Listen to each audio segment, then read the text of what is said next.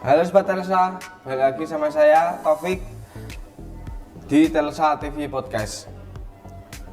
Buat kalian para pejuang lulusan SMP yang lagi bingung mau lanjut kemana, stop scrolling dulu ya, karena di episode kali ini kita bakal bahas tuntas soal SPMB 2026.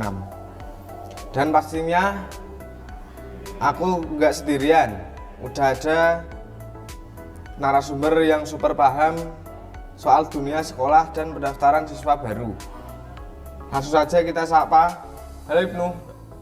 Halo juga Taufik, halo juga teman-teman yang lagi nonton dan dengerin podcast ini. Semoga kalian sehat dan makin semangat untuk menyiapin masa depan yang lebih cerah. Siap. Nah, di podcast kali ini kita bakal ngobrol santai tapi daging semua. Mulai dari pendaftaran, jurusan, sampai tips biar kalian nggak susah pilih sekolah. Langsung aja nih, pertanyaan yang paling sering muncul di SPMB 2026. Udah dibuka belum sih, Nuh? Jadi untuk pendaftaran SPMB Sekolah 2026 biasanya sudah dibuka sejak awal bulan Januari dan akan berlangsung sampai akhir bulan Juni. Tapi penting banget buat kalian jangan menunda-nunda untuk melakukan pendaftaran. Kenapa? Karena biasanya kota tiap jurusan itu terbatas dan cepat penuh ya, Nuh. Apalagi jurusan favorit.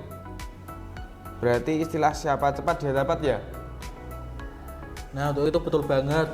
Selain itu juga ada beberapa jalur seperti jalur prestasi, jalur reguler, dan lainnya. Jadi kalian harus siap dari awal untuk memilih jalur yang bisa pasti agar kalian bisa masuk ke SMK yang kalian inginkan. Kalau lingkungan dan kalau lokasi dan lingkungan sekolahnya gimana nih? Biasanya sekolah yang bagus dan punya akses yang mudah, lingkungan nyaman, dan fasilitas yang mendukung. Ini penting supaya kalian bisa belajar dengan fokus dan secara maksimal. Kalian bisa melakukan pembelajaran dengan lebih baik banget.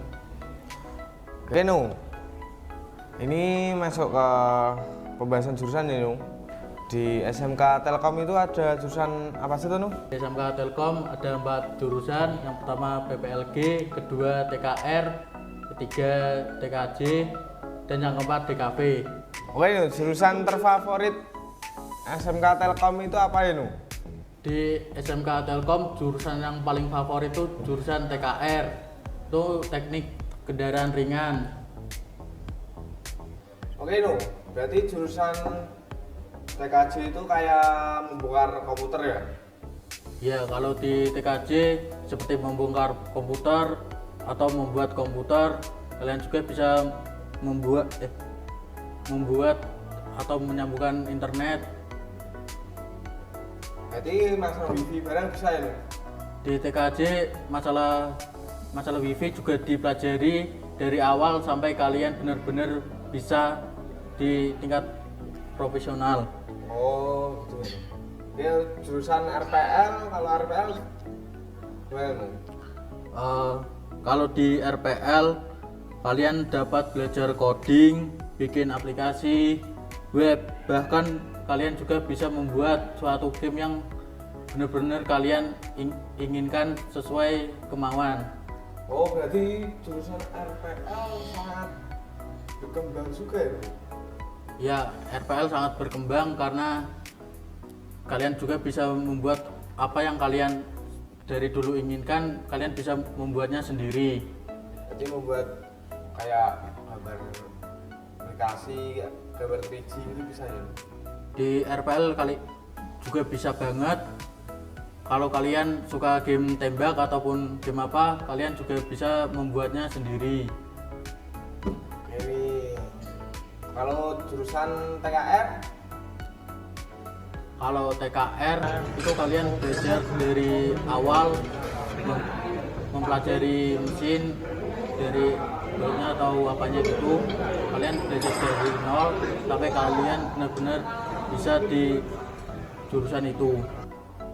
Katanya di SMK Telkom ini kalau masuk jurusan TKR juga diajari mengemudinya. Kalau di SMK Telkom kalian juga diajari cara bawanya gimana dan ada pelatihannya juga. Oh gitu. Oke, kita ke masuk ke jurusan terakhir ya, Nu. Katanya ini jurusan yang paling favorit di SMK Telkom ya? DKV.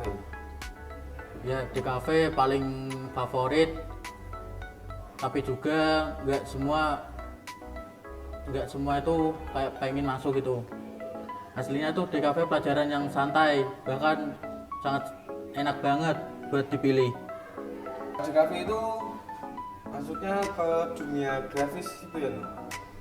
Ya, DKV masuk ke dunia grafis seperti videografi, fotografi, atau kalian bisa mendesain suatu poster atau gambar, bisa mencetak komik juga.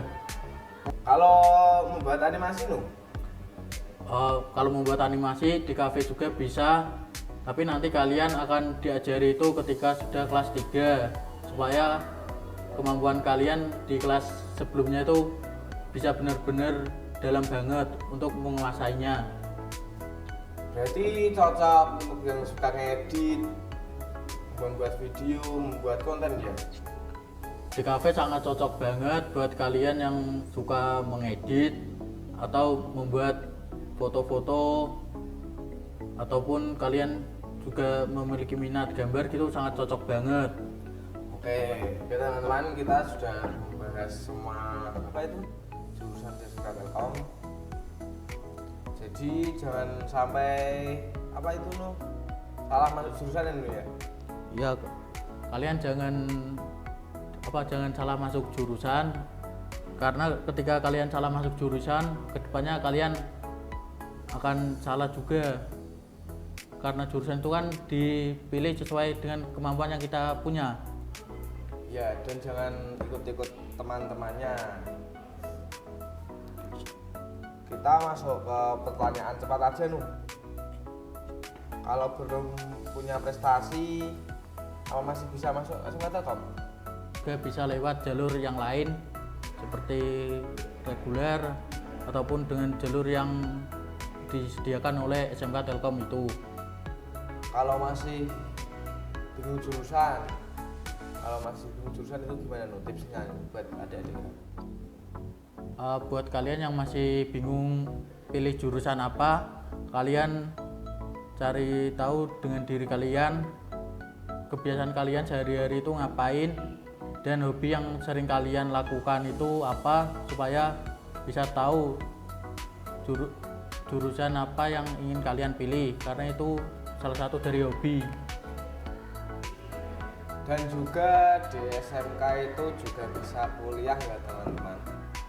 Di Telkom itu juga banyak lab-labnya itu ya, Nu? Ya, di Telkom banyak banget lab.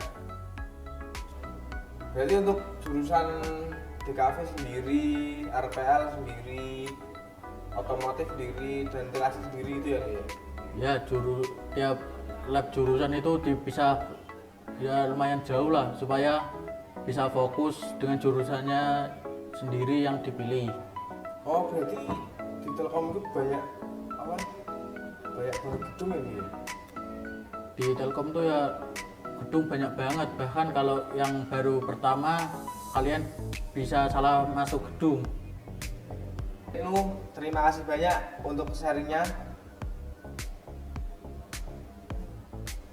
Sama-sama Taufik, semoga podcast ini bisa membantu adik-adik yang SMP buat memilih sekolah atau jurusan yang benar-benar kalian pengen di situ. Kalian harus tetap berusaha semaksimal mungkin. Teman-teman, sebelum kita tutup podcast ini, jangan lupa daftar di SMK Telekomunikasi Tunas Harapan. Oke teman-teman, buat kalian yang lagi nonton, jangan lupa share ke teman-teman kalian yang lagi cari sekolah-sekolah Dan ingat, masa depan kalian mulai dari pilihan hari ini. See you next time di Telsa TV. Bye bye.